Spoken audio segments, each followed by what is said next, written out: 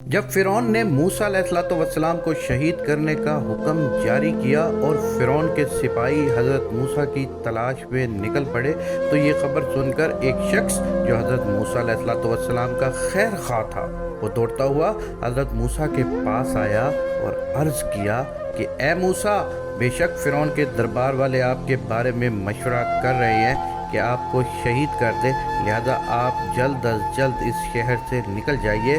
اس پر مجبوراً حضرت موسیٰ علیہ السلام نے مصر سے ہجرت کرنے کا ارادہ فرمایا اور یہاں سے مصر کی سرحدوں کو پار کرتے ہوئے مدین جانے کا فیصلہ کیا۔ مدین وہ مقام تھا جہاں حضرت شعیب علیہ السلام رہا کرتے تھے اور آپ اللہ کے ایک برگزیدہ پیغمبر تھے۔ مدین ایک صحرائی بستی تھی جو حضرت ابراہیم علیہ السلام کے صاحبزادے مدین کی نسبت سے آباد ہوئی تھی اور یہ بستی فرعون کی سلطنت کی حدود سے باہر تھی۔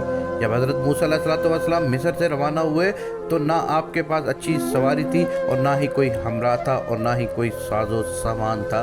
راستے میں درختوں کے پتوں اور زمین کے سبزہ کے سوا خوراک کی کوئی چیز نہ ملتی تھی۔ حضرت موسیٰ علیہ السلام کئی روز تک تنہا چلتے رہے۔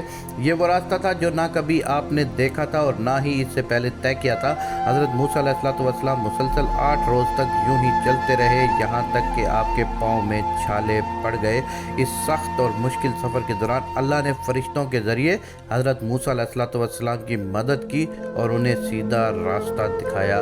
اس طرح موسیٰ علیہ السلام مدین پہنچے۔ مدین پہنچ کر موسیٰ علیہ السلام شہر کے کنارے پر موجود ایک کنویں پر تشریف لائے جس سے وہاں کے لوگ پانی لیتے اور اپنے جانوروں کو سیراب کرتے تھے۔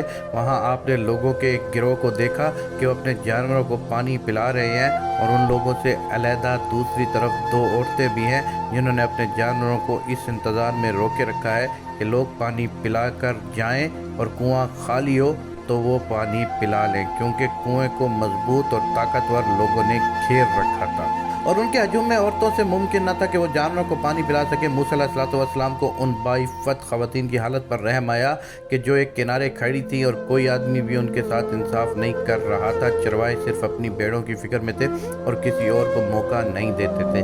مظلوموں کو ظلم سے بچانا حضرت موسیٰ کی فطرت تھی، جس کی وجہ سے انہوں نے فرعون کو اور اس کی نعمتوں کو ٹھکرا دیا تھا اور ملک بدر ہو گئے تھے، لہٰذا وہ اس ظلم پر خاموش نہ رہ سکے۔ تو بیان کیا جاتا ہے کہ حضرت موسیٰ علیہ السلام آگے بڑھے اور کنویں کے قریب گئے۔ آپ نے وہاں موجود چرواہوں کو پیچھے دھکیل دیا اور کہا کہ تم کیسے لوگ ہو، اپنے سوا کسی اور کی پرواہ ہی نہیں کرتے۔ ان چرواہوں نے موسیٰ علیہ السلام کو غور سے دیکھا تو سہم گئے۔ لباس سے موسیٰ علیہ السلام کوئی سردار لگ رہے تھے، جسمانی اعتبار سے بھی کافی مضبوط تھے آپ اور لمبے چوڑے انسان تھے، لہذا چرواہے خاموشی سے پیچھے ہٹ گئے۔ انہوں نے ڈول حضرت موسیٰ کو دیتے ہوئے کہا کہ لیجئے، آپ پانی کھینچ سکتے ہیں تو کھینچ لیجئے۔ انہوں نے موسیٰ علیہ السلام کو تنہا چھوڑ دیا، لیکن حضرت موسیٰ اس وقت اگرچہ تھکے ہوئے تھے اور انہیں بھوک بھی لگ رہی تھی، مگر قوت ایمانی ان کی مددگار ہوئی جس نے ان کی جسمانی قوت میں اضافہ کر دیا اور موسیٰ علیہ السلام نے اس ڈول کو اکیلے ہی کھینچ کر کنویں سے پانی نکالا جسے 8 یا 10 لوگ مل کر کھینچ رہے تھے۔ موسیٰ علیہ السلام نے ان خواتین کو پانی دیا اور پیچھے ہٹ گئے اور اس وقت دھوپ اور گرمی شدید تھی اور حضرت موسیٰ نے کئی روز سے کھانا بھی نہیں کھایا تھا۔ آپ تنہا اور اس بستی میں اجنبی تھے اور سر چھپانے کے لیے بھی کوئی آسرا نہ تھا، اس لیے موسیٰ علیہ السلام تھکان سے چور ہو کر درخت کے سائے میں بیٹھ گئے۔ آپ نے بارگاہ خداوندی میں اس طرح دعا کی، اے میرے رب، میں اس کھانے کا جو تو میرے لیے اتارے محتاج ہوں۔ ادھر جب دونوں خواتین کنویں کے پانی کا استعمال کر چکی تو واپس اپنے گھر چلی گئیں۔ دراصل یہ دونوں خاتون حضرت شعیب علیہ السلام کی بیٹیاں تھیں۔ جب وہ عام دنوں کی نسبت گھر جلدی واپس آئیں تو ان کے والد شعیب علیہ السلام نے فرمایا، اے میری بیٹیوں، اس قدر جلدی واپس کیسے آ گئیں؟ سبب کیا تھا اس کا؟ انہوں نے عرض کیا کہ کنویں کے پاس ایک نیک مرد ملا، اس نے ہم پر رحم کیا اور ہمارے جانوروں کو سیراب کر دیا۔ اس پر حضرت شعیب نے ان سے کہا کہ جاؤ اس نیک مرد کو میرے پاس بلا کر لاؤ۔ چنانچہ ان میں سے ایک لڑکی کپڑوں سے منہ ڈھکتے ہوئے شرماتی ہوئی حضرت موسیٰ علیہ السلام کے پاس آئی اور ان سے کہا کہ میرے والد آپ کو بلا رہے ہیں تاکہ آپ کو اس کام کی مزدوری دیں جو آپ نے ہمارے لیے کیا ہے۔ حضرت موسیٰ پہلے تو اجرت لینے کے لیے راضی نہ ہوئے، لیکن جب انہیں پتہ چلا کہ وہ شخص اللہ کے پیغمبر شعیب علیہ السلام ہے تو آپ ان کی زیارت اور ملاقات کے ارادے سے اس خاتون کے ساتھ چلنے کو تیار ہو گئے۔ حضرت موسیٰ نے اس خاتون سے فرمایا کہ آپ میرے پیچھے رہ کر راستہ بناتی جائیں، اور اس طرح آپ حضرت شعیب کی مکان تک پہنچ گئے۔ حضرت موسیٰ کو دیکھ کر شعیب علیہ السلام نے آپ کا استقبال کیا اور اپنی بیٹیوں کو کھانا حاضر کرنے کو کہا۔ پھر شعیب علیہ السلام نے فرمایا کہ بیٹھیے اور ہمارے ساتھ کھانا کھائیے۔ حضرت موسیٰ نے ان کی بات منظور نہ کی اور فرمایا کہ میں اللہ کی پناہ چاہتا ہوں۔ حضرت شعیب نے کہا کہ کھانا نہ کھانے کی کیا وجہ ہے؟ اس پر حضرت موسیٰ نے کہا کہ مجھے اس بات کا اندیشہ ہے کہ یہ کھانا میرے اس عمل کا بدلہ نہ ہو جائے جو میں نے آپ کے جانور کو پانی پلا کر انجام دیا ہے۔ میں یہ نیک عمل پر بدلہ لینا قبول نہیں کرتا ہوں۔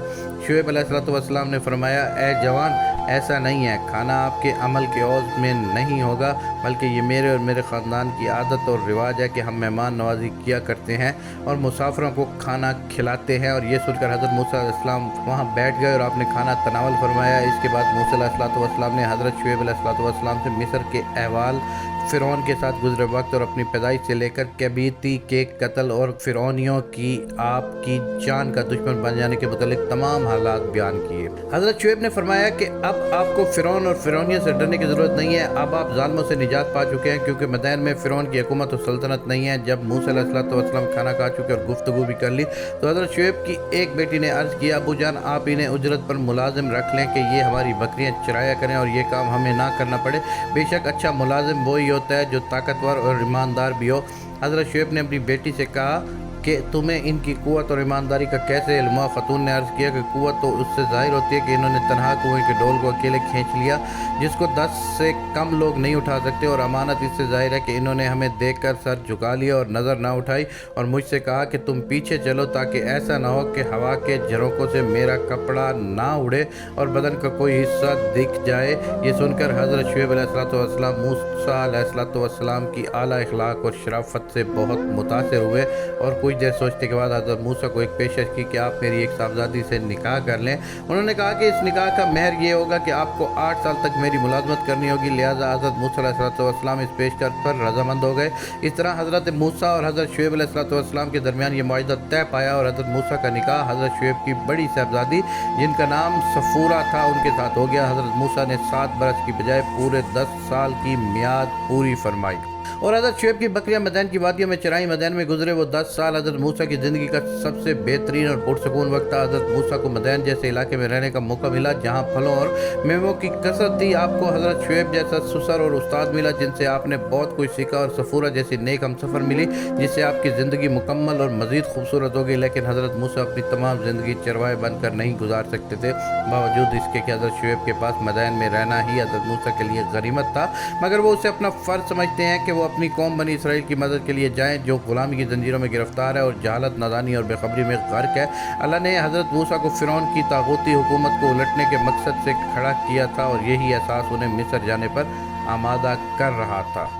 لہٰذا 10 سالوں بعد حضرت شعیب علیہ السلام کی اجازت سے حضرت موسیٰ اپنی زوجہ صفورہ کے ساتھ واپس مصر کی طرف روانہ ہو گئے۔ ہم نے دیکھا کہ اللہ نے موسیٰ علیہ السلام کو فرعون کے ظلم و ستم سے محفوظ رکھا اور آپ نے مدین میں پناہ لی، اور آپ کی نیکی اور شرافت کا صلہ یہ ہے کہ جہاں شعیب علیہ السلام جیسی برگزیدہ ہستی کے سائے رحمت میں آپ کو ایک نیک ہمسفر بیوی ملی، وہیں ایک آرامدہ اور محفوظ مقام میں آپ کو پناہ حاصل ہوئی، جیسا کہ رسول اللہ صلی اللہ علیہ وسلم کا ارشاد پاک ہے کہ پوری دنیا میں سب سے بہترین متاع نیک عورت ہے، نیک حلال رزق ہے، اور جو ایک صالح بندے کی سب سے اہم ضرورت ہوتی ہے، اور حضرت موسیٰ کو مدین میں میسر ہوا۔